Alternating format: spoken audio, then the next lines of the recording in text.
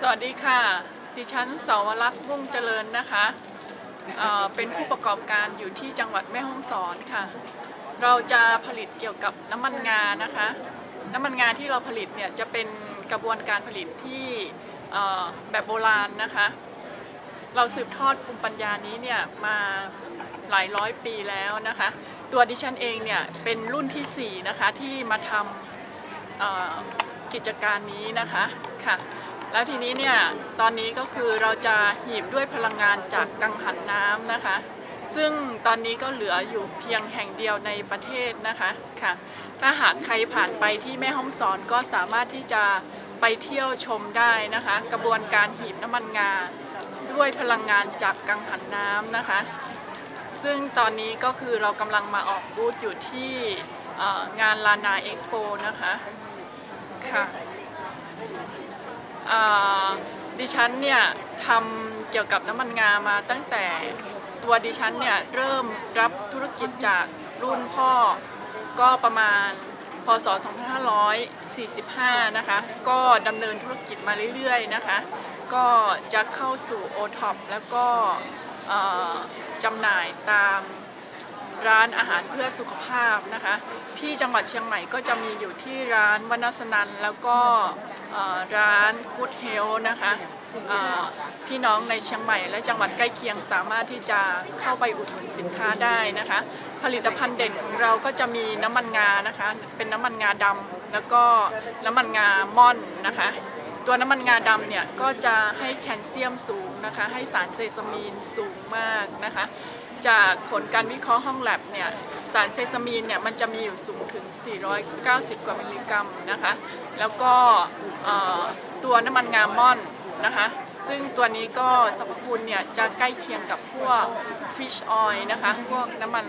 ปลานะคะตัวนี้เนี่ยจะให้วิตามิน E สูงถึง600 กว่ามิลลิกรัมนะคะผลวิเคราะห์ห้องแลบแล้วก็ให้โอเมก้า 396 เนี่ยสูงนะคะสามารถทดแทนได้กับน้ำมันพวก fish oil เลยนะคะค่ะแล้วก็สินค้าโดดเด่นของเราที่บ้านมะยมนะคะก็จะเป็นน้ำผึ้งป่านะคะค่ะตัวนี้จะเป็นน้ำผึ้งป่าธรรมชาตินะคะจะเก็บจากป่าธรรมชาติเลยนะคะอันนี้เนี่ยคุณภาพดีมากเป็นน้ำผึ้งป่าเดือน 5นะคะปีหนึ่งก็ออกผลเดียวนะคะค่ะแล้วก็จะมีพวกงาคั่วงาบดนะคะที่เป็นผลิตภัณฑ์หลักนะคะค่ะการประกอบการของมะยมเนี่ยนะทำมากี่ปีแล้วเนี่ยประมาณตั้งแต่ปี 45 ค่ะ 45ปีนี้ก็ 60มาทำต่อยอดแต่ก่อนทำเรื่องการผลิตอย่างเดียวแล้วขายส่งใช่ไหมแต่ก่อนสมัยรุ่นพ่อก็จะรับจ้างหีบเขาในชุมชนนะคะจากนั้นก็รุ่นเราถึงได้นำมาทำเป็นแพ็กเกจแล้วก็ออกสู่ตลาดอย่างเงี้ยค่ะก็ปัญหาก็คือตรงนี้เนี่ยเราเป็นสินค้าที่ผลิตด้วยวิธีแบบโบราณนะคะด้วยพลังงานกังหันน้ำเสร็จแล้วเนี่ยมันจะมีปัญหาตรงที่เวลาไปจำหน่ายอะค่ะต้นทุนการผลิตเราเนี่ยมันจะค่อนข้างสูงใช่ไหมคะแล้วทีนี้มันจะเทียบกับด้วยกระบวนการผลิตอย่างอื่นเนี่ยจะไม่ค่อยได้ค่ะโวลุ่มในการผลิตด้วยเครื่องจักรมันจะมีอยู่สูงกว่าอย่างเงี้ยค่ะของเราเนี่ยจะผลิตได้ครั้งละน้อยๆนะคะค่ะก็เราใช้พลังน้ำแล้วยังก็ประหยัดต้นทุนไม่ใช่เหรอค่ะประหยัดในส่วนหนึ่งแต่ว่ากระบวนการรีดน้ำมันให้ออกมาให้หมดจากเมล็ดงาค่ะยังอยู่ใช่ไหมมันยังคงอยู่เยอะค่ะถ้าหากเป็นด้วยวิธีอย่างอื่นมันจะเยอะกว่าในการมาจำหน่ายเนี่ยผลิตภัณฑ์เราเป็นไงคุณภาพเป็นไงบ้างคุณภาพสินค้าของเราจากผลวิเคราะห์ห้องแลบเนี่ยตัวนี้เนี่ยจะคุณค่าทางอาหารเนี่ยจะมีอยู่เยอะมากค่ะซึ่งกระบวนการผลิตเราผลิตด้วยวิธีแบบโบราณใช้โขลกใช้ตำเอาเนี่ยคุณค่ามันยังมีอยู่ครบอะค่ะยังมีอยู่ครบใช่ไหมค่ะถ้าเครื่องจักรสมัยใหม่มันจะทำให้คุณค่าเปลี่ยนไปใช่ไหมค่ะทีนี้ความหลากหลายของผลิตภัณฑ์ที่เราทำเนี่ยมันมีน้ำมันงามีอะไรอื่นไหมครับสินค้าส่วนมากก็จะเป็นสินค้าที่ทำจากธรรมชาติไม่ได้ปรุงแต่งอะไรมากมายนะคะของเราก็จะเป็นน้ำมันงาซึ่งก็ได้จากธรรมชาติเลยแล้วก็หีบออกมาเป็นธรรมชาติเลยนะคะแล้วก็ที่ปรับใหม่ที่กำลังจะลงตัวใหม่ก็จะเป็นพวกน้ำมันนวดค่ะก็จะเอาพวก ตะไคร้ภูเขาแล้วก็ว่านสาวหลงอะค่ะซึ่งมีอยู่ในชุมชนเราแล้วก็เอามาผสมลงในน้ำมันงาแล้วก็เป็นน้ำมันนวด เรามีการทำผิดพันธุ์พวกน้ำมันงาทำเป็นสบู่อาบน้ำทำเป็นอะไรเพิ่มเติมมีไหม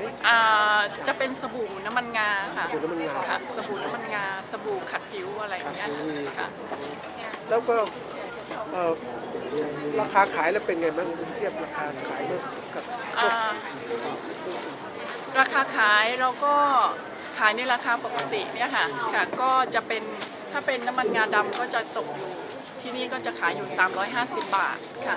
ก็500 ซีซีก็350 บาท เทียบกับราคาขายจากพวกที่แปรรูปจากเครื่องจักรของเราเนี่ยเป็น ราคาใกล้เคียงกันค่ะ ใกล้เคียงกันใช่ไหม ค่ะ ราคานี้พออยู่ได้ไหม ก็อยู่ได้ค่ะ แล้วช่องทางจำหน่ายนั้นเป็นไงบ้างนอกจากที่ว่าเมื่อกี้ขายที่นู่นนี่ ของมะยมนี่จะออกงานแสดงสินค้า แล้วก็ร้านอาหารเพื่อสุขภาพอะไรพวกเนี้ยค่ะ เรา แล้ว มีการ ก็สั่งซื้อทางไปรษณีย์บ้างโฆษณาผ่าน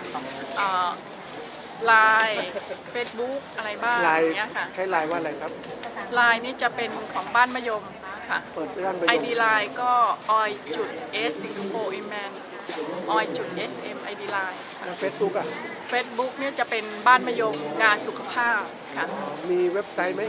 เว็บไซต์ยังไม่มีค่ะ ในไลน์ในเฟซบุ๊กของเรามีการให้ข้อมูล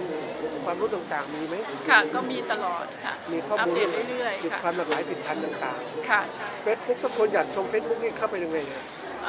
สามารถเข้าไปดูได้ค่ะใน Facebook ก็จะชื่อบ้านมะยมงานสุขภาพค่ะเข้าไปเลยค่ะเข้า แล้ว ไปเป็นเพื่อนเลย พวกนี้แล้วเมื่อการโฆษณาอื่นเรามีไหม การโฆษณาอื่นก็ยังไม่มีค่ะ ยังไม่มีเลยเหรอ ค่ะ ไม่มีการออกสื่อโทรทัศน์ออกอะไรเลย สมัยก่อนก็ออกค่ะ ก็จะเป็นรายการพวกรู้ค่าพลังงานอะไรพวกเนี้ยค่ะแล้วก็จะเป็นทีวีท้องถิ่นนะคะแล้วก็รายการสิบเอ็ดข่าวอันซีนอินเทแลนด์อะไรพวกเนี้ยค่ะก็ออกค่ะแล้วก็ แล้ จะ วพวก เป็น โทร ขอ ทัศ ง น์ยังมีนี่ อะไรนะคะ ทางโทรทัศน์มีไหม ก็ยังไม่มี ก็ในฐานะที่เป็นผู้ประกอบการเนี่ยปัญหาอุปสรรคเรามีมากมายไหมยังไง ปัญหาอุปสรรคช่วงนี้มันก็ยอดขายมันก็จะลดลงนะคะค่ะค่ะ เรื่องของการตลาดมีปัญหาตรงนี้อันนี้เรื่องการผลิตล่ะ การผลิตก็ไม่มีปัญหาค่ะ มีงาพร้อมแรงงาน แรงงานก็อยู่ในชุมชน คน พร้อมค่ะ เงินทุนก็พอนะพออยู่ได้ระบบการจัดการเราใช้แบบไหนเราทำเองหรือเปล่าเนี่ย ค่ะทำเองค่ะ ทำเองแล้วก็เป็นอุตสาหกรรมครอบครัวแล้วเป็นแบบ เป็นครอบครัวค่ะ ครอบครัวแล้วมีเครือข่ายในการผลิตไหม เครือข่ายในการผลิตมีค่ะ แล้วเวลาที่ผลิตพันธุ์มาพอเราไปซื้อจากชุมชนเรามา ค่ะ จะมีพี่น้องในชุมชนผลิตพวกเมล็ดงาอย่างเงี้ยค่ะ แล้วเราก็ไปเอามาแปรรูปอีกทีหนึ่งค่ะ ในฐานะที่ทำตรงนี้มาเนี่ยอยากจะในเป็นผู้ประกอบการเนี่ยมีข้อคิดยังไงฝากให้ผู้ประกอบการรายอื่นบ้างไหมต้องทนหรือยังไงบ้างทน จริงๆแล้วการสร้างเครือข่ายนี่สำคัญค่ะแล้วก็ค่ะถ้าหากเรามีเครือข่ายใช่ไหมคะค่ะก็สามารถที่จะเชื่อมกันได้ เครือข่ายผลิตเครือข่ายตลาดช่วยกันใช่ไหม ค่ะใช่ เราในแนะนำผลิตภัณฑ์ให้เราดูหน่อยมีผลิตภัณฑ์อะไรบ้างนะ ก็จะเป็น ให้เพื่อนผู้ชมได้รู้ยกตัวอย่างดูสิ ค่ะก็จะเป็นน้ำมันงาค่ะตัวนี้จะเป็นน้ำมันงาด บ้านมะยมเป็นไงบ้างตาเป็นไง ำตราบ้านมะยมนะคะเอาชัดๆเห็นๆจะเห็นไหม หันเราได้หันเปิดนั่นแหละ บ้านมะยม บ้านมะยมใช่ไหมอ๋อแล้ว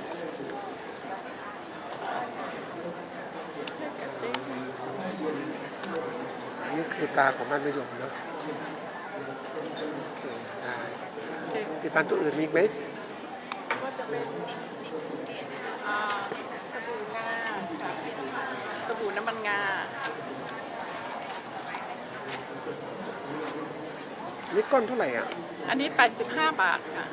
ไม่แพงก็น้ำมันงา ไม่แพงค่ะ อันนี้จะผสมน้ำผึ้งป่าน้ำมันงาด้วย อ๋อ ค่ะ ครับ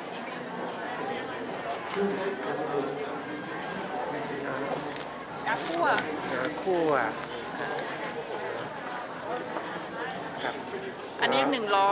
100ค่ะมี 400 กรัม อันนี้ทำมานานเนาะ ค่ะทำมานาน ก็จะฝากอะไรท่านผู้ชมไหมในฐานะที่ผู้ผลิต ก็ถ้าหากพบเจอสินค้าบ้านมะยมก็ช่วยอุดหนุนนิดนึงค่ะเป็นสินค้าชุมชนนะคะเป็นไงคะอาจารย์